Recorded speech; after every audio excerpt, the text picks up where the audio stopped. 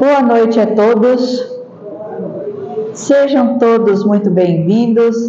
Esse é o Lar Espírita Maria de Nazaré. Como eu sempre digo, é um lar, né? Não é uma casa. O lar remete mais à coisa espiritual que nós temos com nossa família, é uma família, e a casa um pouco mais para as coisas materiais. Então, nós estamos num lar.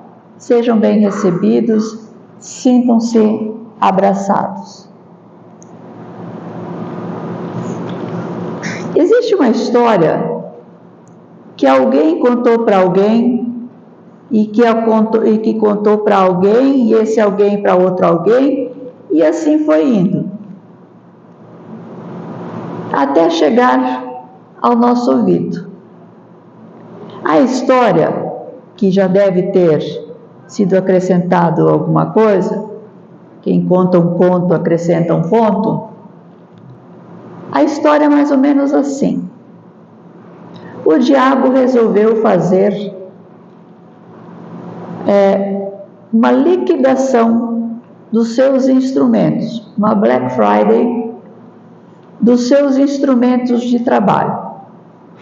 Então estavam lá a maledicência, o ódio, o rancor, o orgulho, todos os instrumentos que o diabo usa estavam lá em promoção. No dia da venda eles foram expostos, e expostos com seu valor. Havia um valor para cada uma desses instrumentos. E os valores não eram tão altos. Era fácil de comprar. Separada do resto, que estava na loja, encontrava-se uma ferramenta de aparência muito inofensiva, parecia nada, que apesar de ser usada, estava bastante usada, tinha um preço totalmente superior às outras coisas, muito alto valor, e estava lá num canto. Aí alguém perguntou para o diabo, o que era aquilo? Aí o diabo respondeu, é o desânimo. Nossa, mas por que ela está tão cara? Por quê? Respondeu o diabo. Ela é mais útil do que todas as outras ferramentas. Com ela, eu sei entrar em qualquer homem, em qualquer mulher, em qualquer pessoa. Uma vez no interior desta pessoa, posso manobrá-lo da maneira que melhor me convém. Essa ferramenta está usada porque a utilizo com quase todo mundo e pouquíssimas pessoas sabem que ela me pertence. É supérfluo acrescentar que o preço fixado pelo diabo para o desânimo era tão alta que a ferramenta nunca foi vendida. Continuava do diabo. O diabo é sempre o proprietário e ele continua a utilizá-la. O desânimo. Quantos de nós hoje viemos ao lar por causa do desânimo? O desânimo, nós procuramos qualquer coisa que nos console, mas muitas vezes nós não encontramos um consolo para o desânimo. O que quer dizer desânimo na verdade? Ele vem da palavra ânimos, que quer dizer ânimo. Ânimos. O que é ânimo? Vida. É aquilo que é animado. Um ser animado. Aquele que se mexe. É um ser animado. A palavra desânimo vem com a colocação do prefixo des na frente. E o des sempre quer dizer não. É a negativa. Então, se ânimo é vida, é ação, é animado, o desânimo é o contrário. É o ficar parado? É o ficar se remoendo?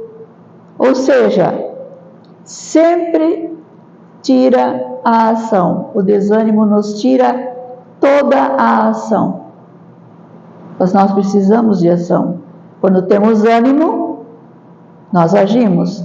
E o desânimo, que é o contrário, nós ficamos parados.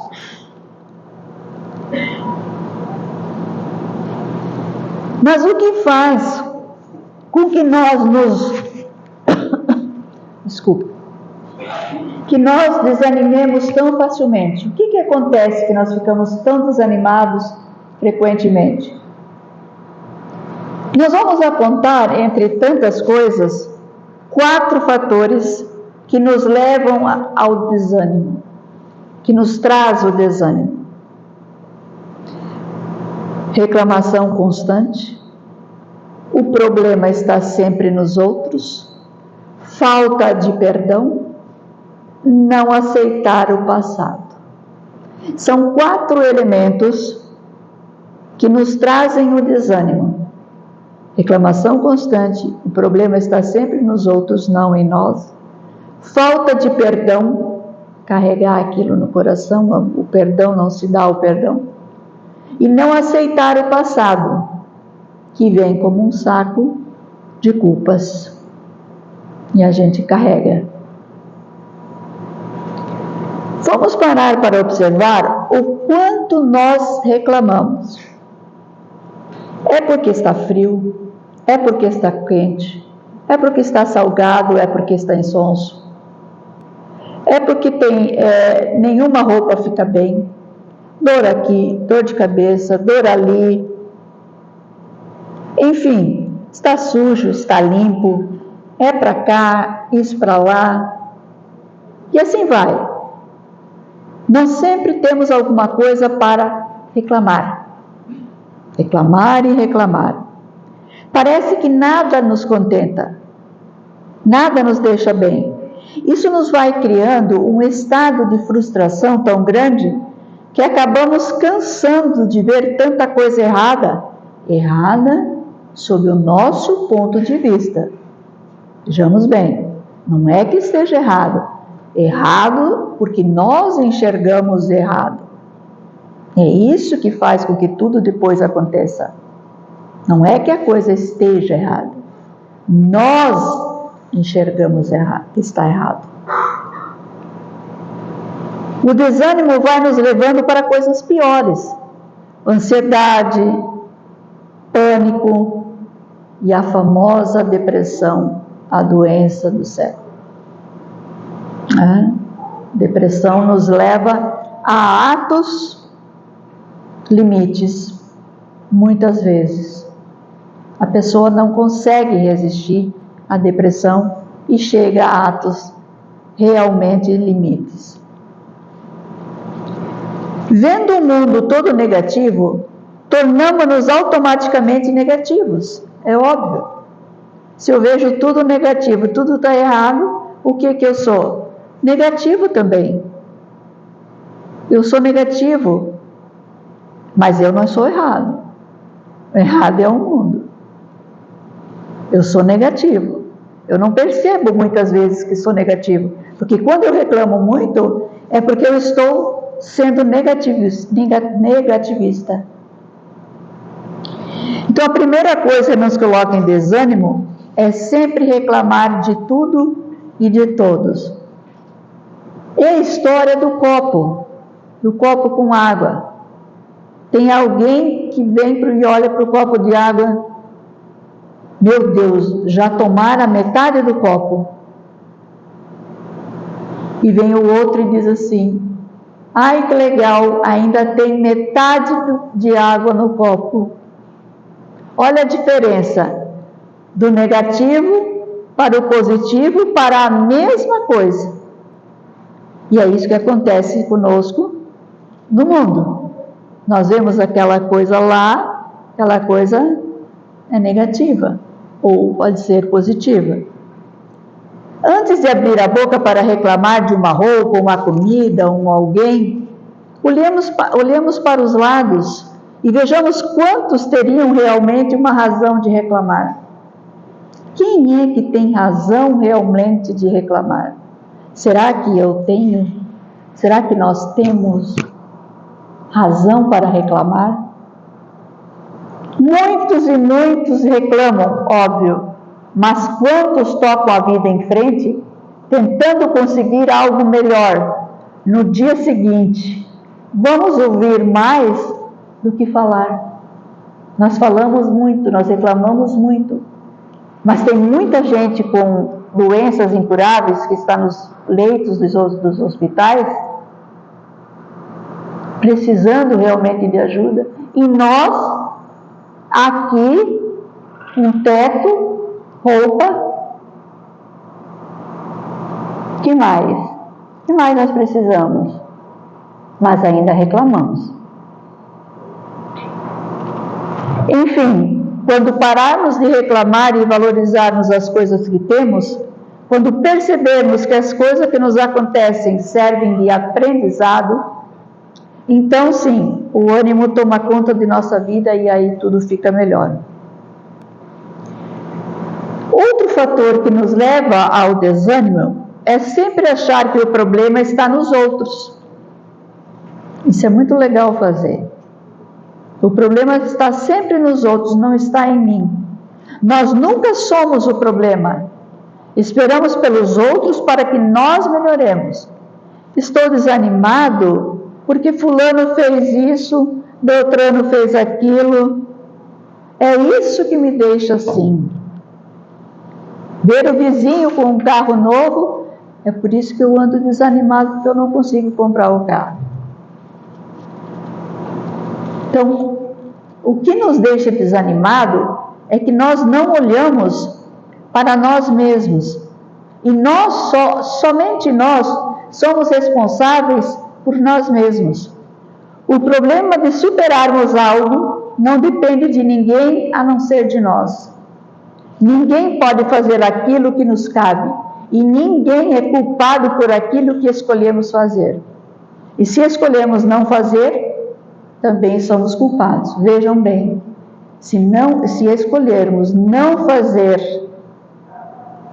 também somos culpados. Por quê? Porque a nossa vida é a ação, é fazer, é mexer, é ir para frente. E se nós ficarmos parados, também vamos acertar as contas. Eu não vou fazer nada porque eu corro o risco de errar. Não, tem que correr o risco. Porque é através do risco que nós aprendemos. Falando em perdão, existem 3 tipos de perdão que precisamos considerar. O perdão que alguém vem nos pedir, o perdão que eu peço a outrem e o perdão para com nós mesmos. Qualquer um deles nos dá paz, consciência tranquila e, por consequência, o ânimo. Vejam, muitas vezes alguém vem nos pedir perdão. Às vezes nós dizemos, não, está tudo bem. Mas por dentro, nós continuamos remoendo aquela raiva, ficamos com aquilo. E a gente pensa assim, eu não vou perdoar nada. Vou fazer o meu social, dizer para ele que eu perdoo, mas ainda vou ficar pensando nisso muito tempo. Ora, azar de quem? Azar nosso. Porque o lixo, que é a raiva, o ódio, o rancor, etc., vai ficar comigo. Isso é um lixo. Vai ficar comigo. Aí eu posso pedir perdão para outro também. O outro vem pedir para mim, agora eu vou pedir para o outro. Quando eu vou pedir perdão para o outro, eu tenho que estar de coração aberto, de coração preparado para pedir perdão mesmo, perdoar. Mas se o outro não quer aceitar, O outro diz que não vai me perdoar. Problema dele. Não é mais problema nosso. Se nós vamos pedir de coração aberto, sinceramente, com sinceridade, e ele não aceita, é problema dele, o lixo está com ele agora. E o terceiro tipo de perdão é aquele que nós temos que dar a nós mesmos. E esse é o mais difícil. Perdão para nós mesmos, pelas coisas que fizemos, pelo passado, pelas coisas que carregamos, como um saco de Papai Noel aqui, só que com coisas negativas. E a gente vai se culpando, e vai se culpando, e não se perdoa. Mas por quê? Eu faço o papel das duas pessoas. Eu tenho que pedir perdão, eu peço, para mim. Eu ouço. Eu tenho de perdoar. Esse é o mais difícil. E quantos estão desanimados porque carregam essa culpa do passado? Seja do passado muito passado, ou seja de um passado recente. Mas isso mexe com a gente e deixa a gente para baixo. Isso é uma coisa fácil de se fazer? Não. Mas quem disse que seria fácil? Ninguém disse que seria fácil. É difícil, mas é aí, por essa dificuldade que nós vamos superar, é que está o nosso ponto, aquilo que faz bem, aquilo que é o progresso de mim, do meu interior. No Livro dos Espíritos, na pergunta 392, Kardec pergunta aos espíritos: qual a consequência do arrependimento no estado corporal? Progredir desde a presente existência, desde que haja tempo de reparar as faltas. Quando a consciência recrimina e mostra uma imperfeição, sempre é possível melhorar.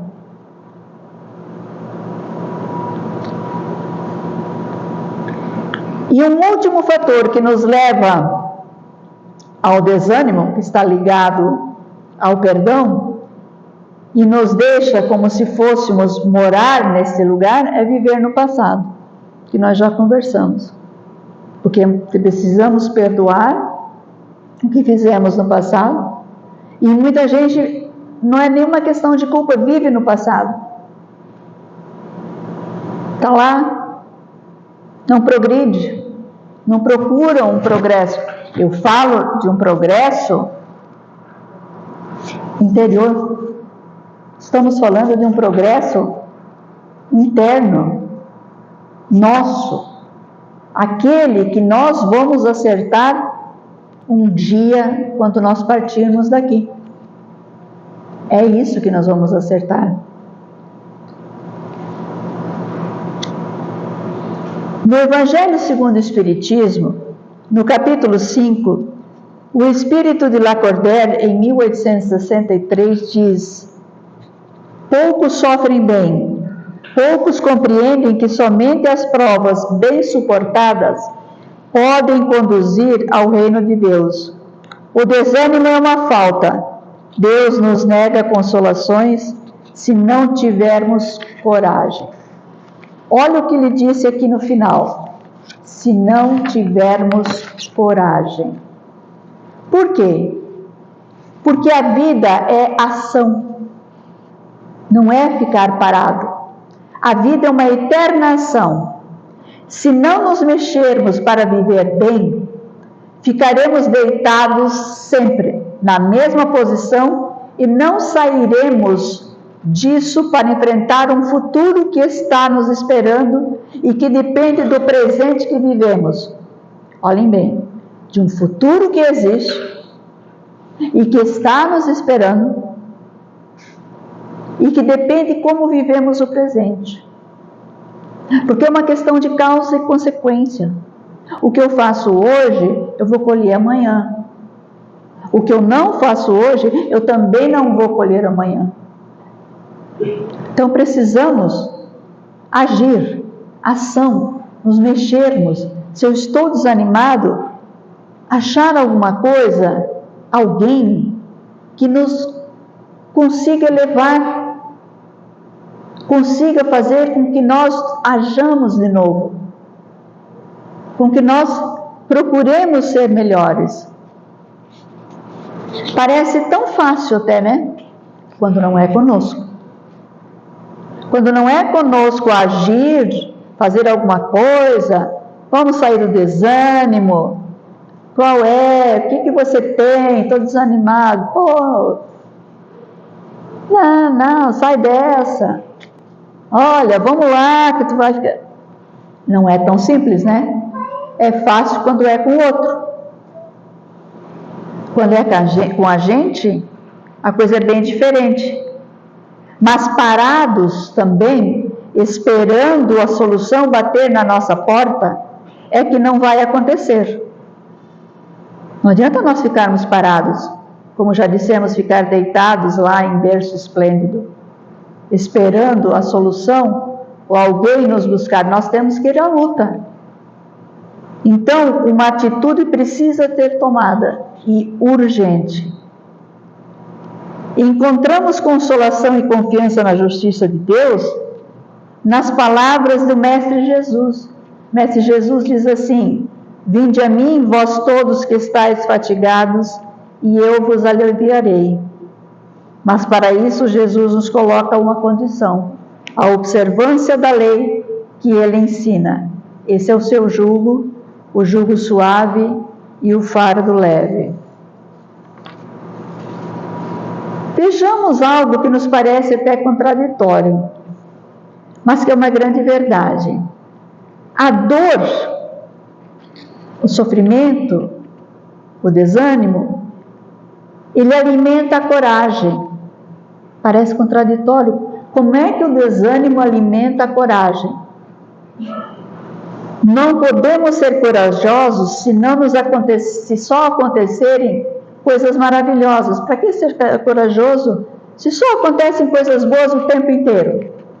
Temos que ser corajosos quando a coisa, quando a água vai batendo, quando a água vai subindo. Precisamos agir.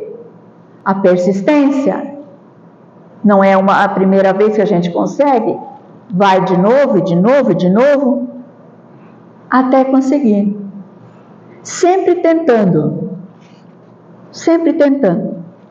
E falar em tentando, existe uma música de um artista que já não está mais no nosso meio, já fez a passagem, que diz, no meio da música, o seguinte: ele diz: tente, levante a sua mão sedenta e recomece a andar. Não pense que a cabeça aguenta se você parar. Queira, basta ser sincero e desejar profundo. Você será capaz de sacudir o mundo. Tente outra vez. Tente. E olha bem esses 2 versos. Tente e não diga que a vitória está perdida, se é de batalhas que se vive a vida. Olhem bem. Não diga que a vitória está perdida.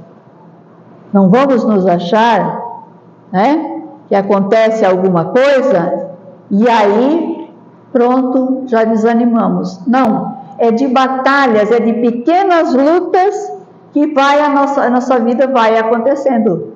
E é isso que nós precisamos lembrar, tentar de novo, como eu já disse. Meus irmãos, tudo é uma questão de escolha. Nossa escolha começa quando não entramos na loja do diabo, que está lá fazendo promoções, como eu já disse, a Black Friday. Nem mágoa, nem ódio, nem rancor.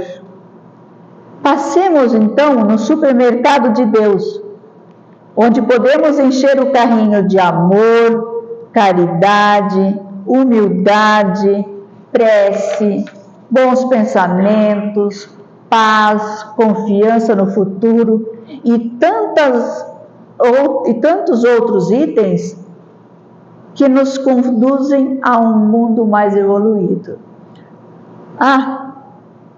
No supermercado de Deus não precisa dinheiro, cartão, qualquer tipo de cartão não é aceito, tudo é de graça, basta pedir. Então passemos lá na loja, no supermercado de Deus, e enchamos o carrinho com isso. Só pagar. Ele nos dá, é só pedir e obterás. Vamos pensar bem antes de reclamar, de colocar o nosso problema nos outros, não perdoar e carregar o passado nas costas como se fosse um saco de Papai Noel, ao contrário. Tudo depende de nós mesmos. Prece, leituras edificantes, muitos livros espíritas nos ajudam a entender o que estamos passando. Bons ambientes, passeios a lugares tranquilos, conversas com pessoas que nos acrescentam algo e não só saibam criticar. Para terminar, uma mensagem de Emmanuel, o mentor do Chico. Emmanuel diz o seguinte: quando você observar a beira do desânimo, acelere o passo para frente, proibindo-se parar.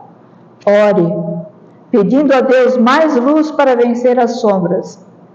Faça algo de bom, além do cansaço em que se veja.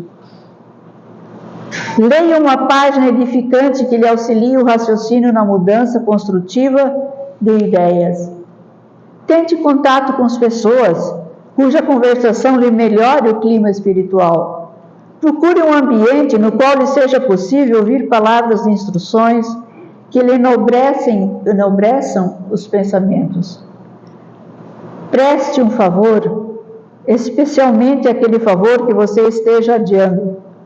Visite um enfermo, buscando reconforto naqueles que atravessam dificuldades maiores que as nossas, que as suas.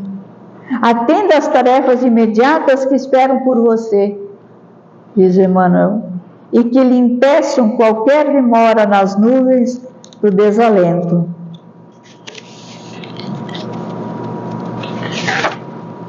Guarde a convicção de que todos estamos caminhando para adiante através dos problemas e lutas, na aquisição da experiência, e de que a vida concorda com as pausas do refazimento de nossas forças, mas não se acomoda com a inércia em momento algum, ou seja, agir, ação, deixar aquele desânimo de lado e partir para o ânimo, partir para o ânimos, como dissemos no início.